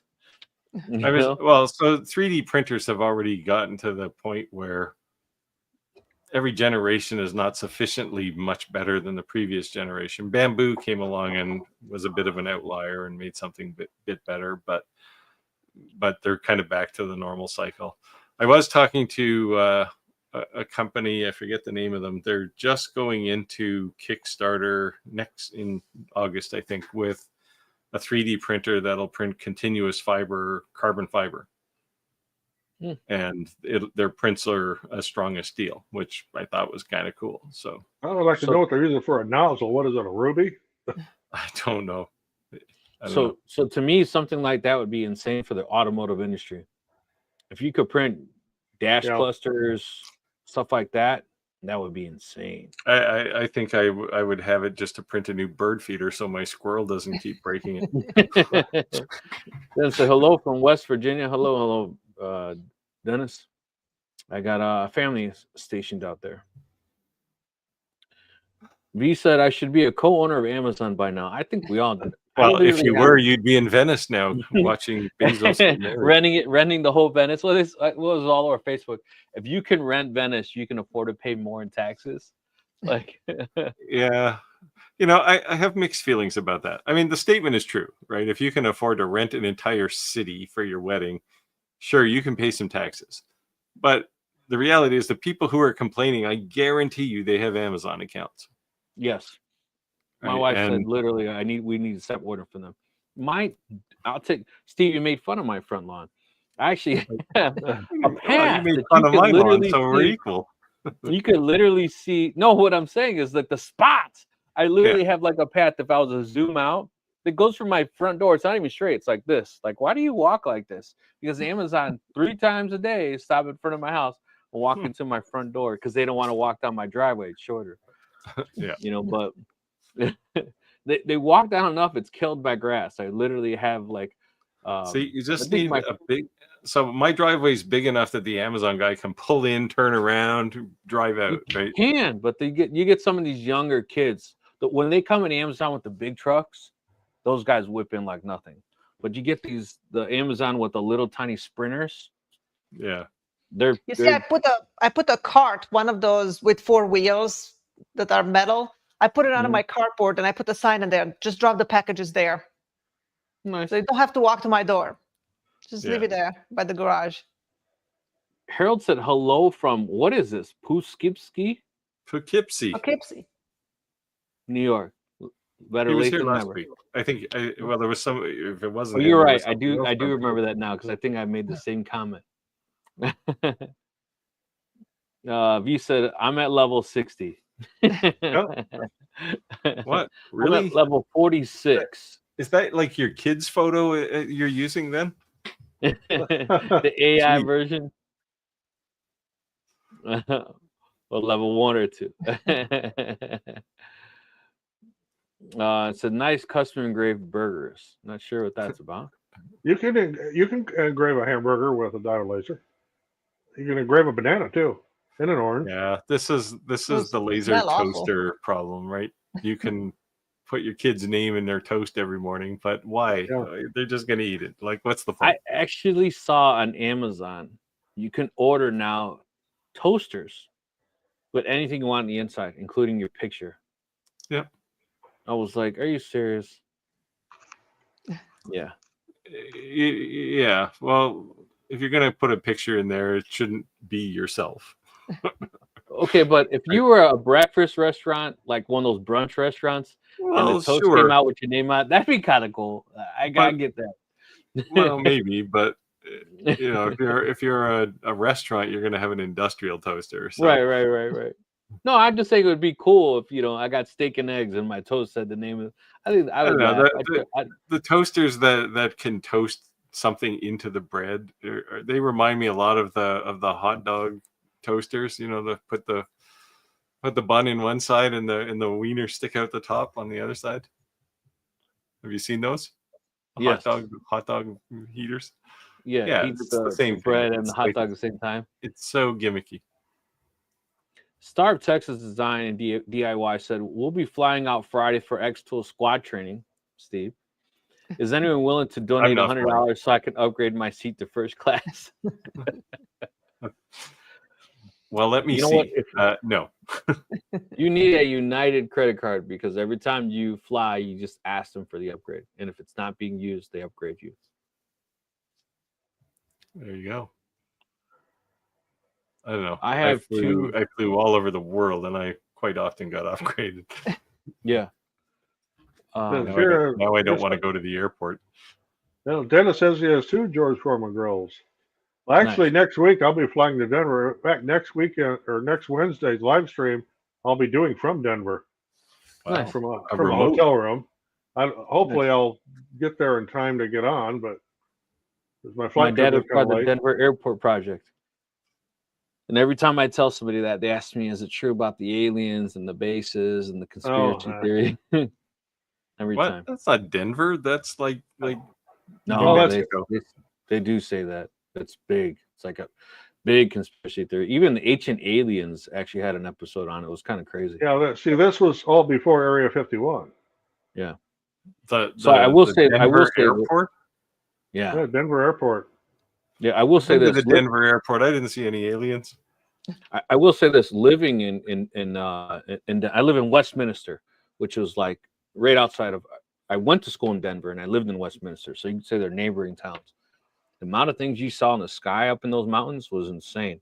But there's also a base that doesn't exist, but you know it's there because when you go up in the mountains, all of a sudden there's a cliff, there's a fence, and there's literally signs that say, if you cross this, you will be shot on sight. So I think some of those things are military testing planes. I think. Now, if they're UFOs or they're testing them, I don't know. But there's definitely a base up there that doesn't exist.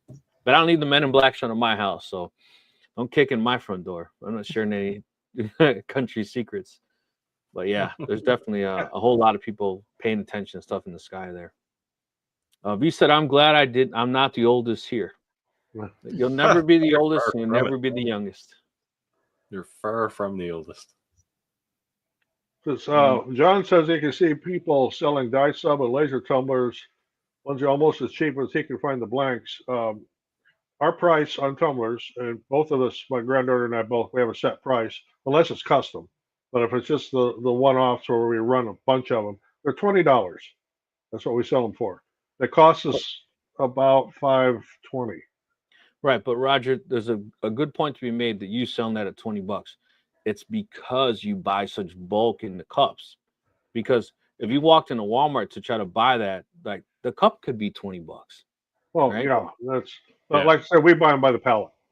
Right. So that's what I tell people too when I was making shirts. Like I was big into Hanes Beefy Tees. The reason I like Hanes Beefy Tees is because they go from small to 6XL.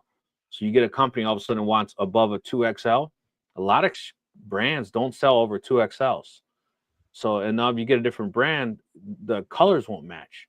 I tell somebody, how are you complaining that I'm charging you $20 from the shirt? Go to Walmart and go buy a Hanes Beefy Tee, just a shirt. And when they see the price, they're like, okay, I'm sorry. Because exactly what I just said, I'm not buying one shirt. I'm buying it wholesale and I'm buying bulk.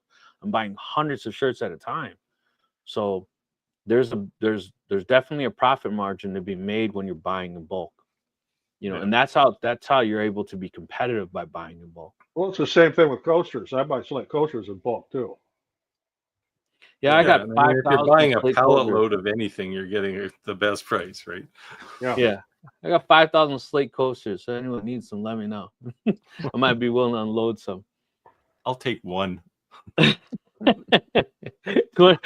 be like Skyler, $25 in shipping for the one free coaster. Yeah. Someone want to take this? He says, I use all this tech for prototyping for my companies and for our own promotional stuff. When it's idle, we make gifts for some of the better customers. I can't imagine how hard it is to make a living in this. I don't do it as a living. It's fun. That's our little side thing, pays for vacations and things like that.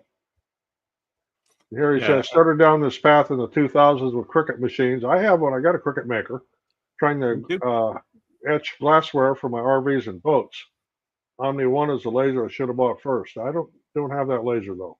Yeah, the Omni 1 didn't exist when you started, I guess, but yeah, it's here's a good statement here too that he's saying he has to sit for 10 minutes to think about which technology he wants to use to make a project with. There's so much overlap, and I've been in that situation a few times. But that's not a bad That's a good thing, problem to have, right? though. Yeah. But yeah, I mean, if all you're doing is laser engraving, if that's your only business, it's going to be a tough business. Like, but I think it's cool when you can multi-tool. Like yes, if you were, you need multiple tools, right? And then I also think it's like laser is not woodworking, you know, or you're a woodworker. Even if you are a true woodworker, like I try Skyler as a true woodworker because she makes those boxes, right? I made fun of Daniel because I'm like, to me that's more run of the mill. Daniel's box is beautiful. I got criticized for using a brass spool for a box drawer. It's like I would have loved to see a like handmade wooden one. I'm like, come on, it's a tiny pool. Right. But when you start overlapping things and doing multi-tools, and to me that's cool, you know. But it's also, the point is, like you're saying, like I'm selling this box for $150, but if you added up the price of every piece of equipment I use, there's thousands of dollars worth of equipment that took to create this box, you know. So that's something to be said about that too.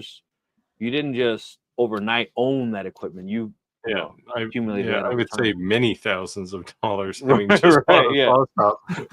Right, yeah, you know, exactly. Tim said our first laser was the Iker K1 Pro. I love that laser. Yeah, it was 70 watt and 36 watt. Hated it, but sure does those wooden signs nice. Just keeps the wood out of the P2. I actually just sold my Iker K1 Pro to one of our subscribers.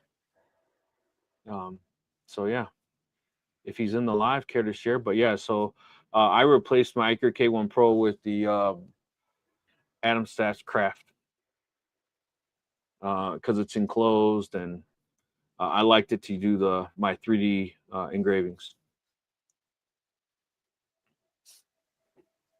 John said, hello, everyone, from, what is this, Guthrie, Oklahoma.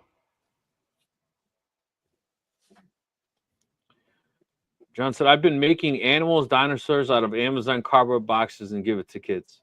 Oh, kids love that stuff. Yeah. Oh. So the one thing that I think is awesome about cardboard boxes is when I was shipping these crosses that were thin, I was thinking, how do I keep the shipping costs down? And how am I protecting this from getting crushed? And then I thought, what the heck? I have the exact outline. So I cut it in cardboard. I push it in the middle, and I put 2 pieces of cardboard on each side, and I put it in an envelope. Man, no damage. I've done that. Polyurethane foam, polyethylene foam, the white squishy stuff. I use that as well to ship things. Like you literally cut the foam and cut the shape of the thing you're shipping, stuff it in there, and put it in a box, right? And it's all a perfect fit. It looks very professional, and there's no way it's getting damaged. Yeah, no, and definitely there's definitely a professional look to it for sure. Yeah, it looks cool. And it's a good way to get rid of all this stupid foam that you get in every box. Right? Like, he said, I look young for my age. I don't. Me too. I'm actually 100. I do probably need an update that he's talking about the photo. You know, I was gonna say she's got to be like in her 30s. So I most of the meetings for the company I work for are all through Teams, right? And a lot of people have this profile picture. And what's funny is that since I work for a company that's like nationwide, you don't see each other often, right? You just see this picture they upload. And what's funny is these pictures are like 25 years old, some of these photos. And I've met people in person that didn't even know that was the same person, right? Yeah. Till they tell your name, you're like, oh, you need Well, to anybody that has a photo, any company that has a photo badge, right? They take it the day you start, and you were probably like some snot-nosed kid just out of college, and you've been there for 30 years, and people look at your badge and they look at you, and it's like, yeah, this is not the same person. F Dort said, cut the bread with cookie cutters, then toast. Yeah, if you wanted to cut a particular shape of toast, yeah. Yeah. Greg said, hi, good night. Good show tonight. I need to sign out. Thanks for joining, Greg. Yeah, thanks for joining us. Thanks for joining. John said, my saving grace is that I know Creative Suite really well and Fusion 360. That's a good thing to know. Yeah, if you know those two, you can design pretty much anything for a laser. Look who just joined in. Hey, Nancy, I was just actually talking about you that I wished you a happy birthday on our Facebook group. So if anyone didn't get a chance to tell Nancy happy belated birthday, I'd encourage you to do so. Too bad we didn't have a mic for everybody on, and we could say happy birthday. We could. I won't sing, but happy birthday, Nancy. John said, you want to try something hard? I've been trying embroidery. Holy moly. Yeah, just threading like 300 bobbins to do some of those embroideries is crazy. I've done embroidery. Yeah, me too. Like by hand or with a machine? With a machine. Yeah. Yeah. I've done embroidery with a machine too, but I've actually cheated and outsourced the artwork to convert the files. But yeah. Yeah, I got Nancy, no desire to do that. Nancy said, thank you. I played with my laser all day. Yeah, got to do whatever. Yeah, so today I was actually going to cut down 3 trees on my property, but yesterday I kicked my butt so bad working in the heat. My son was like, can we just go swimming? I was like, yep. That's exactly what we're going to do today. That's exactly what we're going to do today. We played in the pool all day long today. We didn't get out of bed till like 10 o'clock, and we were in the pool up until we had to go get my daughter from her school. But that's exactly what we're going to do today. We ate leftovers and played in the pool. But yeah, sometimes you need that. You know, they say work hard, play hard, but sometimes you need a little R&R too. So very cool, very cool. I'm still waiting for some R&R. July is going to be a nightmare for me. It's just so much crap to get done. No, I'm definitely excited about the CNC. I appreciate everyone pushing me. So I'll definitely hold my feet to the fire. Sunday, you will see a video of the CNC put together. And I'm excited. And, you know, I'm giving people advice all the time. I'm definitely going to like asking advice. So don't think you'll insult me if you're like, Rick, do this instead. I'm all ears. And Skyler will be right behind me. So yeah, I'm waiting for you to see how you do. I'll do all right. With our core support, there's nothing that we can't do. As I was doing these player boxes today, I was sanding them, and I looked at them and went, this is like a sculpture. Like this thing was a board, and now it's this thing with all kinds of shapes. And I was thinking of you guys, and especially Skyler, because I know she would carve this by hand with a cutting some kind of a I'm actually planning on carving by hand a bowl this week. Yeah, my brother does wooden spoons, and it's like, why? You can just lay a board down on a CNC and punch a button and come back 20 minutes later and turn it over and do the other side. But he's old school. He does some volunteering at it's like a farm, but it's like a pioneer farm, so no fertilizers, none of the things that normal people would use. And he makes wooden spoons for them. So they have to look like they were made 150 years ago. They said, Rick, do this instead. I'm all ears. Let me know. I'm open to tips. You know, also, too, is that I was asking everyone, and if you wouldn't mind, you maybe even sharing that on our Facebook group. If you have any resources, where are good STLs? What is it, STS, STL? What am I saying wrong? STLs, or if you want to do 3D. Yeah, Now, so I would for caution you TNT to. files. Go ahead. I would caution you not to do 3D stuff first. Well, Like- I'd say this: if you have any advice on some good files, and we say this all the time, don't always just purchase. Know how to make the file, adjust the file, create the file, customize the file, fine. But just using the overall machine, getting used to the menus, and there's nothing wrong with just using the file, like one step at a time. That's where I'm going to be.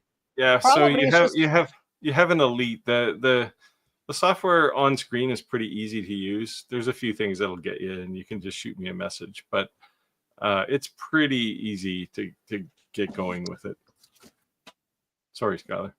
I was just thinking maybe one of the easier projects is to do some of those catch-all trays, like the valet trays.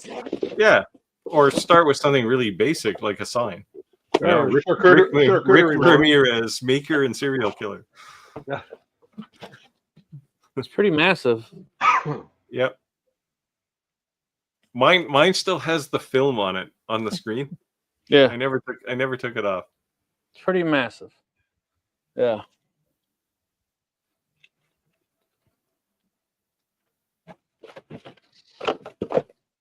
So yes, all those boxes behind me are the CNC. I'm not being a hoarder.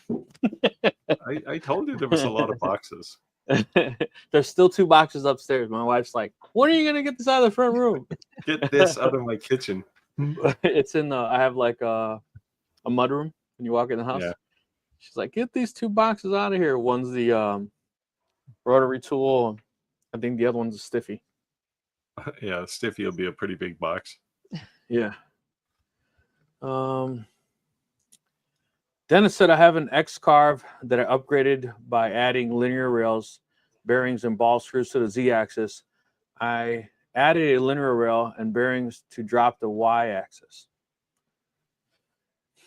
Modifying. Yeah, that's the sign of an engineer. Yeah. There you go. Then here we go.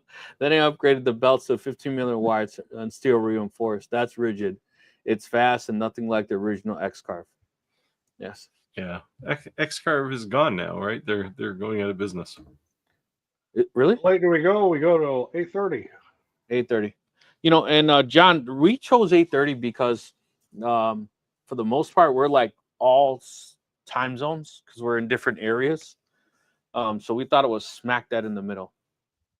It's earlier for some, and I can't say that for our UK and some of those people, but I would say United States, Mexico, and Canada, we were trying to be in the middle. So I know some of you.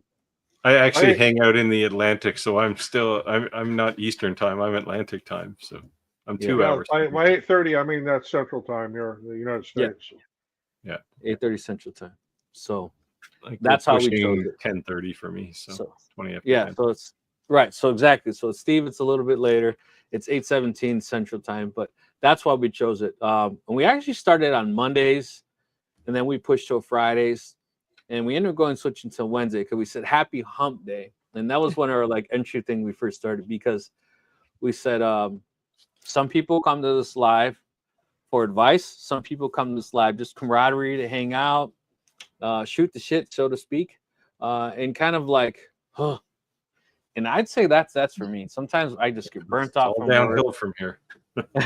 Sometimes I just get burnt off from work. I'm stressed, and to me, this is like a big relief. I look forward to these days, so I hope you guys do too. Yeah, I get stressed when I don't get to go for a walk on Wednesdays. Like today, it was too hot. Yeah, it's hot. It was a hot day. Nancy, I come for it all. Thanks, Nancy. Appreciate it. Mostly Roger's shirt, though, I bet. All right, Roger. You got a new shirt on today. I don't think I've seen that one before. No, this is another new one. I've still got probably a dozen of them up there that nobody's ever seen. What is the design? Is it like fish or something? Yeah, it's kind of a coral reef theme. Got Okay. different fish and corals, and it's not big enough from my perspective. It looks like somebody just splattered a bunch of paint on some cloth. So, Steve, what's on your Vizio? On my what? Back Vizio. Your Vizio. Your Visio flow chart. Oh. This What is does it the say? problem, coffee, engineer, solution, side effect, sarcasm. There you go. Very cool. Very cool. I have an ample supply of sarcasm. So. Yeah. So these are all like old work shirts when I actually had a job. Nice one. Yeah. So those are new to I see a lot of new faces. Just keep in mind that these videos are not scripted. These are live question and answers. Don't ever feel like you're going to throw us off topic if we go down a rabbit hole about any particular item. We're literally live in questions, and that's the whole point. So if you have any questions, let us know, whether it be related to 3D printing, CNCs, lasers, influencer marketing, anything, that we're doing, ask. That's why we're here. Yeah. Even YouTube. We've talked quite a bit about YouTube as well. We talked about YouTube, Etsy, Google's. We went down the domains, emails. I mean, anything business related, let us know if you have questions, for sure. I can bring something up about Amazon, since I'm an Amazon seller for now, which is going to end at the end of July. They sent me of course, Amazon's a pain in the ass to do business with anyway, to sell on there because of the returns and just all that stuff. And I've shown a few returns, empty boxes, and once somebody sent me an old shoe on a return, but now they want me to provide them with a certificate of liability insurance. And I'm looking at it, says, your requirement here is to have to do that is to sell $10,000 a month on Amazon. And we don't come even close to that on Amazon. That's a yes, but not on Amazon. So I'm like, why do I need to do this? Well, it could be at our request too. So we have insurance, we have company insurance for our business here. Well, it has to be by one of our approved providers.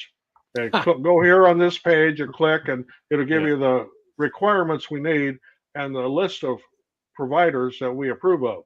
So I go on click on the list of providers we approve of. There's one. and it's probably Amazon. So it's like renting a U-Haul truck, and they're like, "Do you want the insurance?" So I emailed back. I says, "Well, then we'll come July 31st when you want to have this. You're not going to have it, so cut me off. I'll just close my account, and that'll be fine." If you don't mind me asking, Roger, how much was the insurance? $5,000 per year. Per what? Per year. That seems a little extreme. Yeah, it is extreme. That's 3 times what we pay for product liability insurance with our business as it is. But I can't use that policy. Yeah, it would only be for Amazon. That's a little insane. Yeah. So I'm going to be, I'll just end it. Like I said, I've been getting fed up with Amazon and the returns anyway, but. Yeah, so, Amazon recently has been like emailing me like twice a day to set up a business account.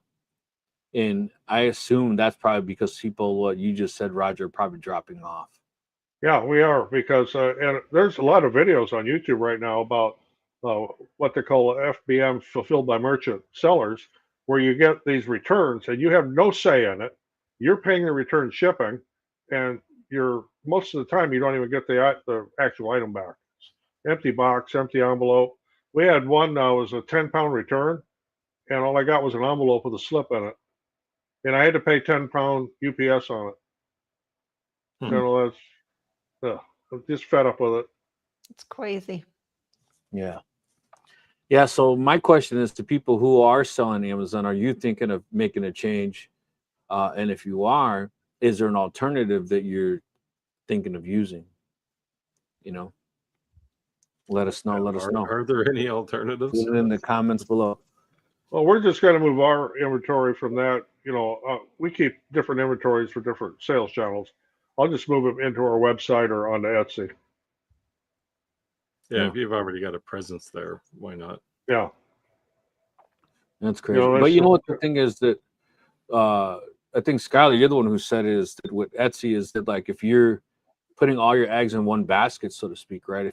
If your business was based around that and people's store get closed down for no reason at all, that could literally possibly, yes. So if that was you know, everyone's goal is like, oh, I'm doing this side hustle, become my full-time gig. And if it becomes your full-time gig and one day they close you That's down. why I think I will never not have a website. It's like you gotta have your home base.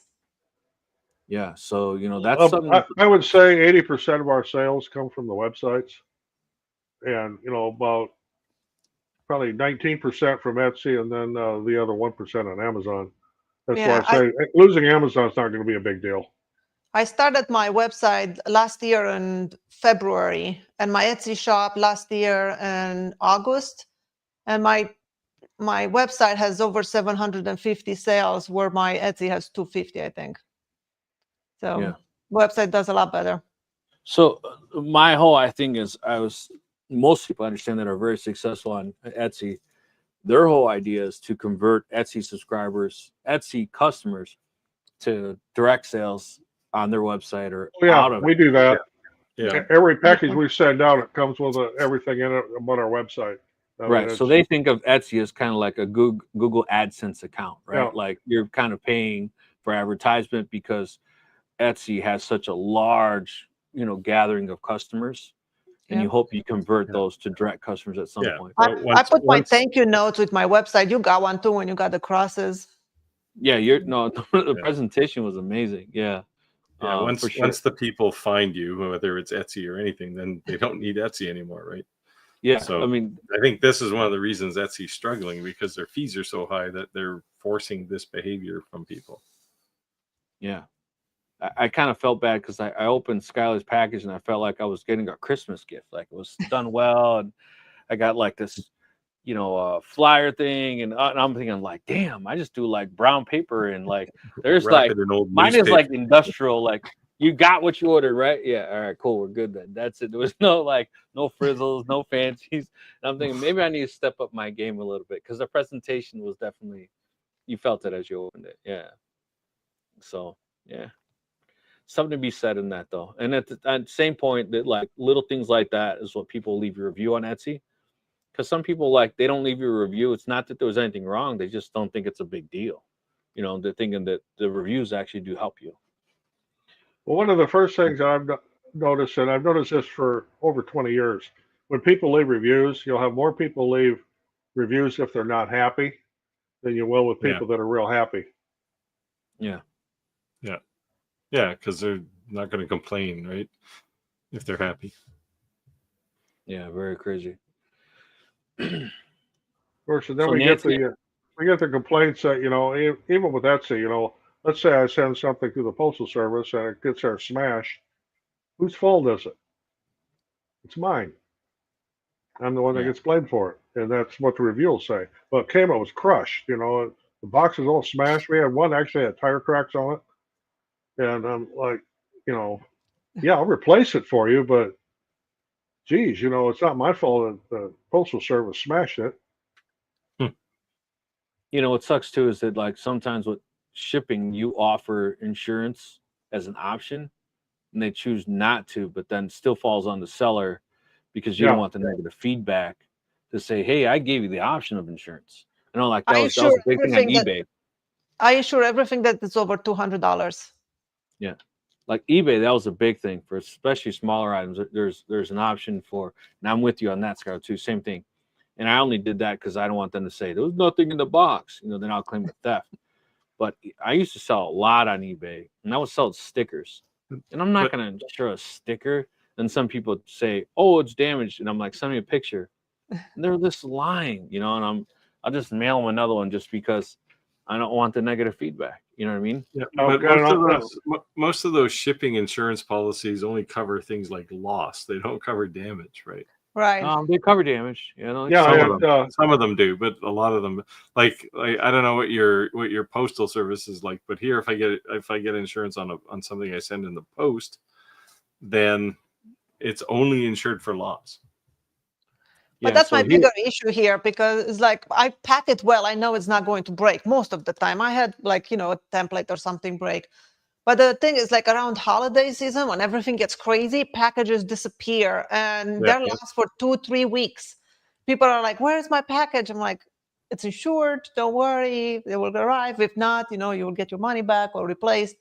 But it's just for some reason at that time, everything seems to be like lost, delayed. Yeah. Like just from Or it's Maine to just New York, crazy, it takes right? 3 weeks.